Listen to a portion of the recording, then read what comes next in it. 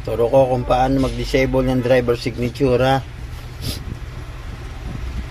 At para saan nga ba ang driver signature? So makaka-encounter po kayo ng mga cellphone na tama ang driver pero ayaw bumago. Ibig sabihin, kung papupunta nyo sa COM, ayaw bumago o nakadilaw pa rin, kailangan natin mag-disable ng driver signature. Paano nga ba mag-disable ng driver signature? O ganito lang po kabilis. Unang-una, meron po tayong ginamit dito.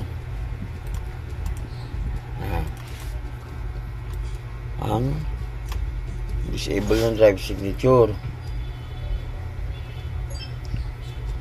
Ayan, paano ba mag-disable ng driver signature? Simple lang, ha. Ito lang po, click lang po natin yan, driver signature.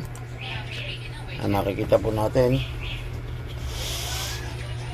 ang procedure. Select troubleshoot, advanced option, select startup setting, click restart. Okay, enter na po natin. Kusa po siyang mag-restart kung mapapunan nyo. Napaka-importante po ang pag-disable ng driver signature. Hindi po natin may lilipat ang driver kapag hindi po nakaka-disable yan. So, ibig sabihin, pag hindi natin may lipat ang driver, hindi po tayo makakapag-program. Saga pala.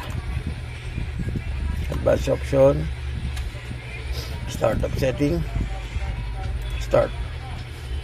Kanila po kasimple. Sama ko po yung link. Nantay lang po natin. Tapos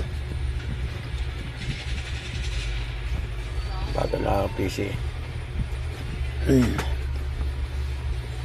Meron pa po yung isa. Disable driver signature number 7. Press F7 o di kaya number 7. Alin mo sa dalawa po. F7. Yan. Kapag na-disable nyo na po ang driver signature, 100% lilipat na po yung driver. Diba may mga driver tayong kahit tama ang driver, ini-install natin ang driver ay ayaw po lilipat. Ganyan po ang gagawin natin. I-disable ang driver signature. Ganun lang po kasimple mag-disable ng driver signature.